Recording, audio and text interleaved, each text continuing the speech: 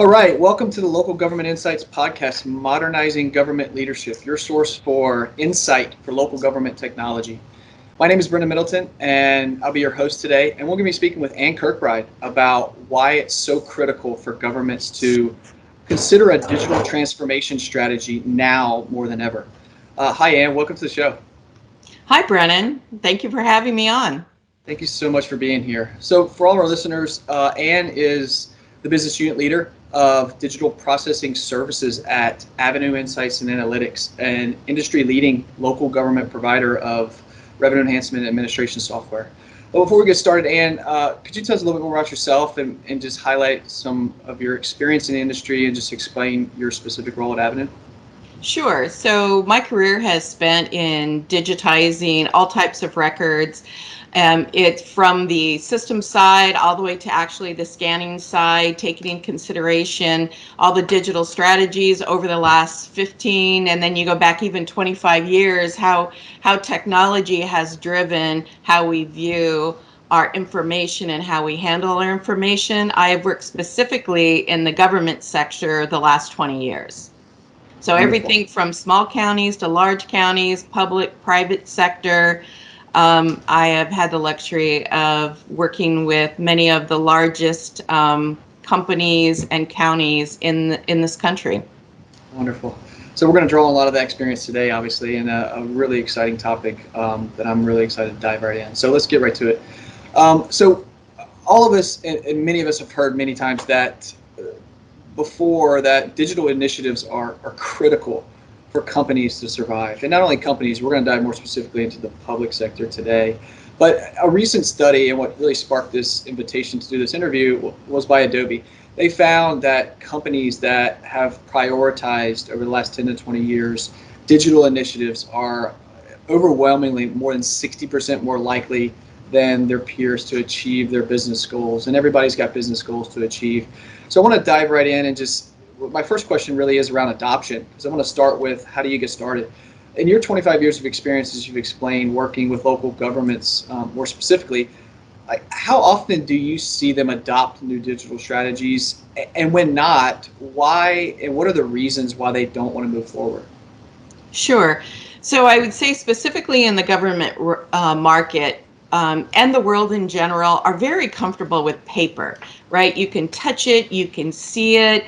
That brings them a great deal of comfort. So if you are a government that is dealing with these documents that are driving our country's history, they are supposed to be retaining these records for life. There is some comfort in the fact that you have this paper you can reach out to, and when you move it to a digital format, that becomes less elusive. So I think the fear factor is it's not as good as paper, but in fact, it's better than paper. But I think for most of the area that it's getting, not having that paper to touch is really the fear factor of that somehow, even though you can take a digital copy and reprint it, Right, right, but right. that seems to be, the concern, or they won't be able to find it.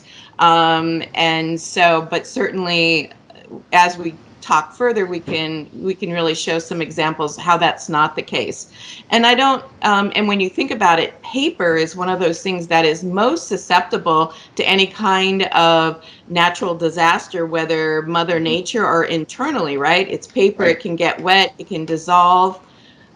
Ink was not developed to last 200 years. So if you're a county like many of the Massachusetts local governments, their history goes back 400 years. So I think it's kind of the fear factor. But once they adopt it, then that becomes a whole different story. Then they become very dependent on it.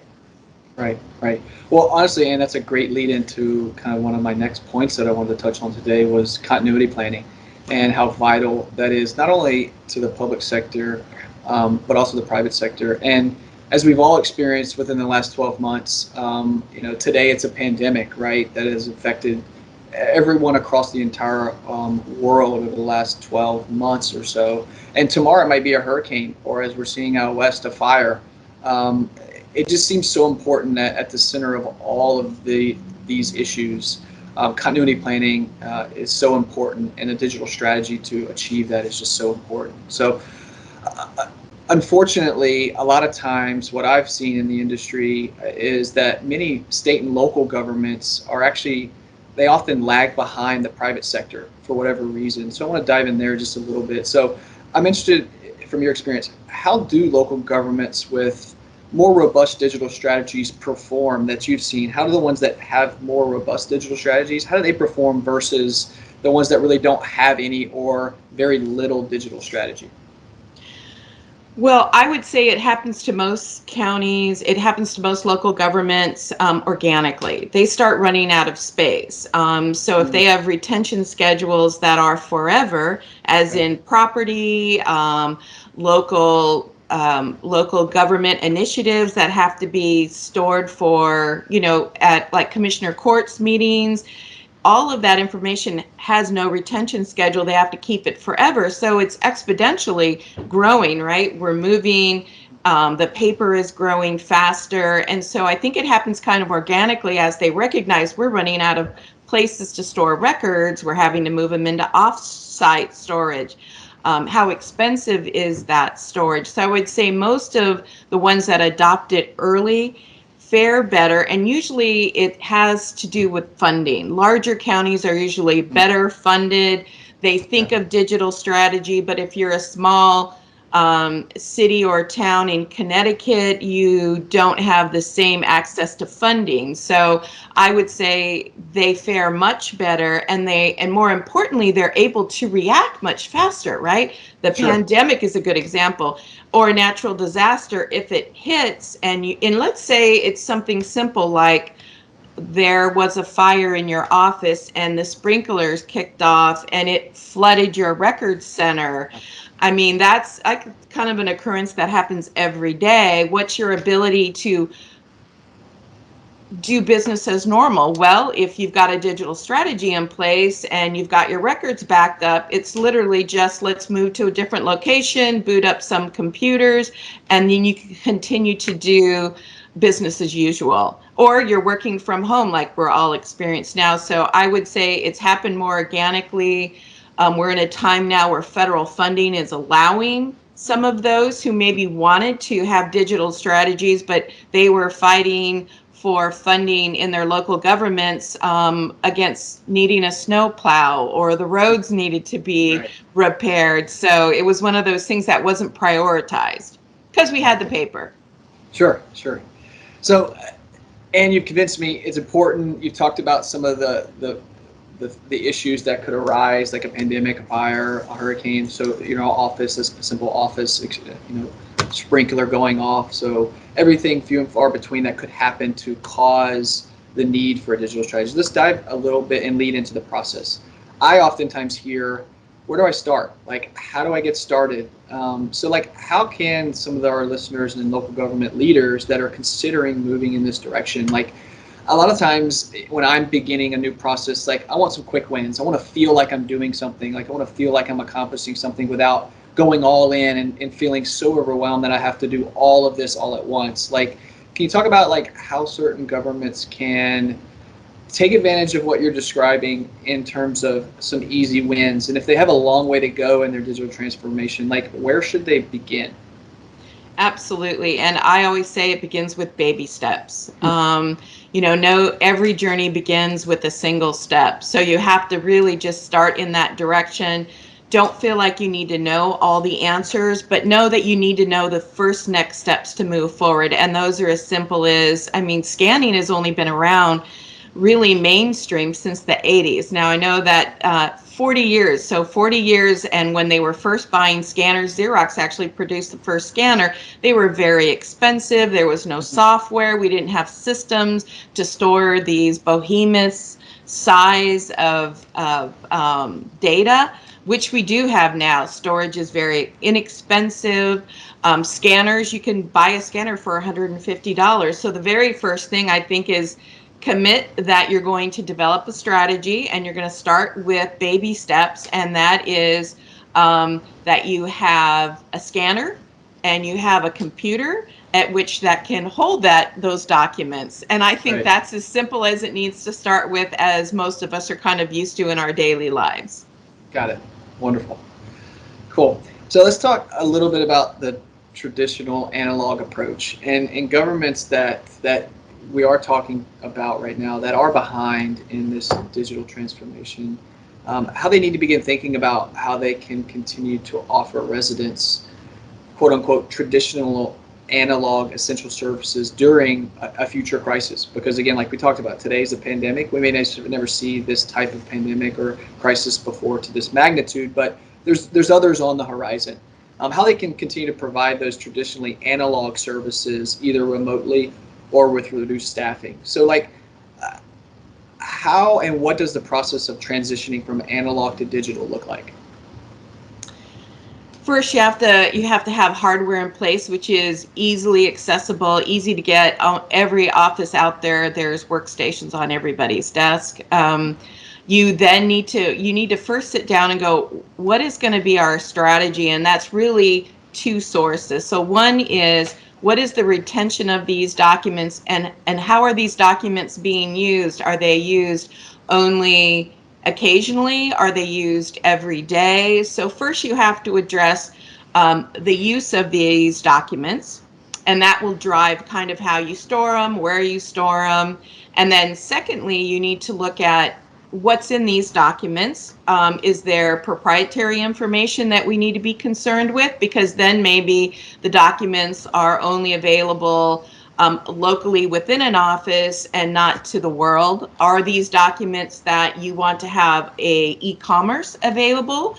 People don't want to drive into offices and pay for a copy of a document. They want to buy it over some kind of e-commerce driven through the online access, and are happy to pay service fees for that and then print it at home. There's huge advantages and additional revenue streams for county. So I think you need to look at, just very simply, as what's the retention schedule of these documents? Do I have to keep them forever?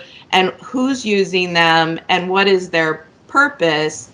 And is there anything in there that's proprietary? And that is really just the start. Simple as that. And maybe you look at the documents that you are processing today moving forward. It doesn't have to be back to 100 or 200 years. It could be maybe just today moving forward. Got it. So we've talked about process, we've talked about the need, we've talked about the process and kind of the next steps in terms of how to approach it and easy wins and what to approach first.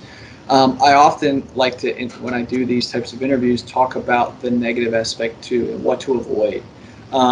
So in terms of critical next steps, like what steps are, one, non-negotiable that you have to do first? And then I'd like to hear your perspective on what are some of the surprises that certain local governments have come up with that you've seen that our listeners may be able to learn from or avoid? Sure. Well, what's non-negotiable? What's non-negotiable is protection of the records. Often you're taking paper that might have a seal on it and its authenticity. So there's the authenticity of the records, retaining them in a way where they are the authentic representation of that paper document or that film, or a number of archival standards that have been used in our local governments over the last 100 years. Right. And the second thing is multiple backups. What's nice when you have a digital strategy is you can store it in the cloud. You can store it, I like to use this as an example, right? This is a 1 terabyte hard drive, and you can see it's, about 4 inches, and this will hold about 5 million records on it. So even as simple as storing it on a hard drive, putting it in your desk, and then, and then as sophisticated as loading it to the cloud, putting it on your intranet within your office. So again, very inexpensive, and this drive costs about $120. So I would say multiple backups is key. So if anyone, if that one piece of paper gets destroyed, it's gone. But with digital, you can have multiple backups. So protect the authenticity of the record, protect if there's any personal information in that record. There are HIPAA laws that local governments have to adhere to, and then store it several times. Multiple backups. Love it. So this one's really about the next one, and we'll wrap up here pretty shortly. But this one's about historical records. And fortunately, in today's world, we have the technology to protect our country's records and make them quickly, instantaneously, oftentimes accessible to governments. Have that ability to make them accessible to their constituents and citizens like you and I. As you pointed out, it's so important for governments to go digital and properly record their files, but because we never know what will happen. My question is, I'm tying the pandemic to this, but what effect has this pandemic had to move local governments forward with innovation and digitization, if any? And then how do you think they'll operate differently post-pandemic? Like, what are the lessons learned, so to speak, once we get out of this, and how do you think they'll operate differently than they did before? You know, the pandemic hit us very much like any other natural disaster immediately. I mean, within weeks, the country was closing down, offices were closed. So it literally has changed the way people do business. And what happened with a lot of local governments is they closed their doors. Well, what if you were trying to buy a house? What if you were in the middle of building? Now, what if now you're trying to change your office to make it socially distanced and you need to put in walls and you can't get a building permit because the offices are closed? It has forever changed how we will do business. And like you mentioned, those jurisdictions that had been working on a digital strategy basically then say, hey, we're moving people to home. It was more about getting computers and giving them secure access to these documents. But if you have courthouses filled with paper, you have an entirely different struggle. Now, I'd like to bring up some of the exciting things we've gotten to do. So Plymouth County is the oldest county and one of the first colonies in our country. The Mayflower landed there, and this was just a fascinating project to see these documents written 400 years ago. That it was Plymouth's goal to digitize them and make them available to the world. They want them available online because historians wanted to see them. But it was challenging from our perspective, right? Because you had paper that was 400 years old, and although they had been storing it in climately controlled rooms, they were all handwritten, and so to make them searchable, we transcribed. And if you've not ever read a document written in the 1600s, you'll clearly find out there was no Webster's dictionary. That's right. It was just attorneys deciding what words meant, and so there are many challenges to that, but certainly being able to transcribe the Mayflower, which is our first record of our community that was driving policy, right? They had to form that on the Mayflower so that they had some kind of government. It was the first government document ever in our history. So when you saw those challenges, it was absolutely fascinating. And now those documents are available to the world when you go to the Plymouth website. That's so cool. And that predates the, what is it? I'm struggling out. Okay. The dependent. Anyways, you can. Yeah, I get it. So, but anyway, so as we struggled with that, but he's had a digital strategy in place, and every year he commits funding to it, and every year Plymouth looks at how we're going to move forward. And so he has gone back to his first county record. He's gone back to his first colony record. So he has a very strong digital strategy in place, and he's committed to it every year. And every year part of his funding goes to that. And then you wake up one day, 400 years of your history is available online. Move forward to now we're the pandemic, and you're a small county in Vermont who's always wanted to digitize, or a city or a town anywhere. Maybe you're in Texas. And now the pandemic has hit and your office is closed and it's not safe for your people to go in.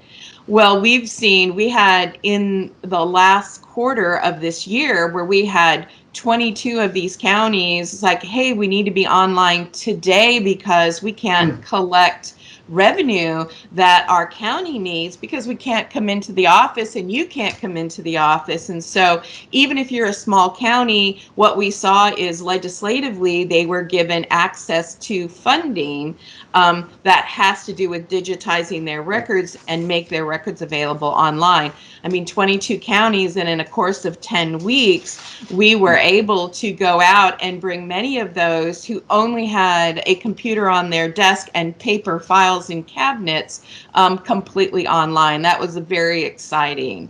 You know, and they're so excited now, right? Because they've always wanted to do it. So it is attached with funding being a priority right now. So those are some of the fun stories that we've done.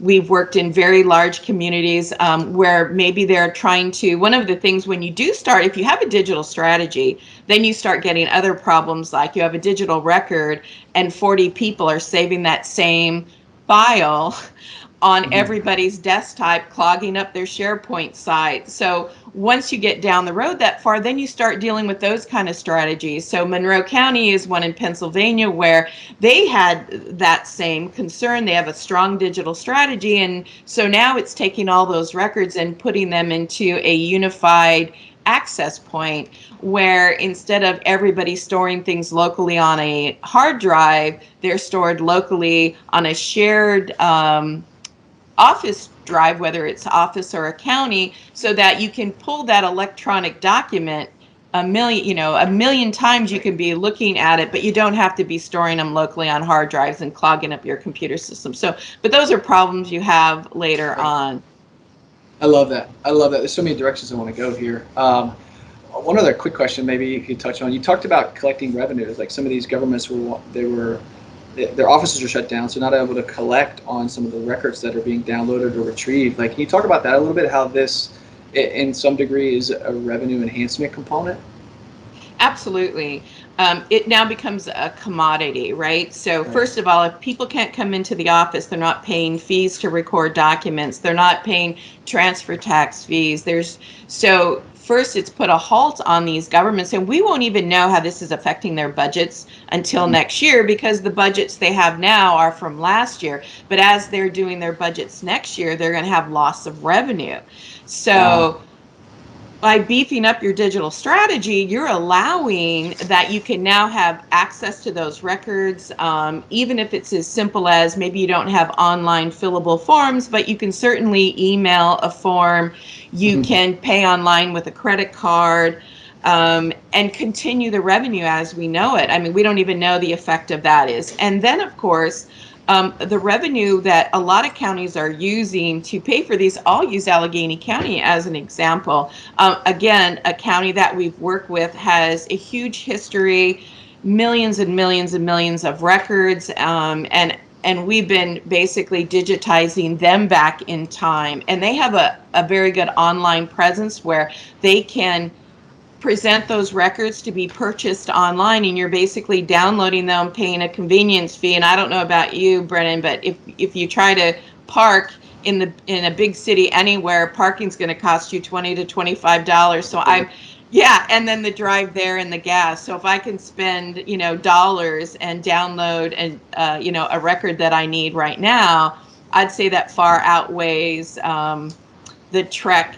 to the county office and standing in line for your record. The old saying, time is money, right? Time is money. Absolutely. Absolutely. And the revenue, this revenue is happening to these counties basically unassisted. They've digitized their records. They're sitting in their libraries electronically. And instead of a person rooting around and finding Brennan's deed, Brennan is finding his own deed and downloading it and printing it at his own office. So the cost savings is amazing. I mean, when you think of the people value, the cost of the equipment, it's just a win-win for everyone. That's awesome. Really, really cool.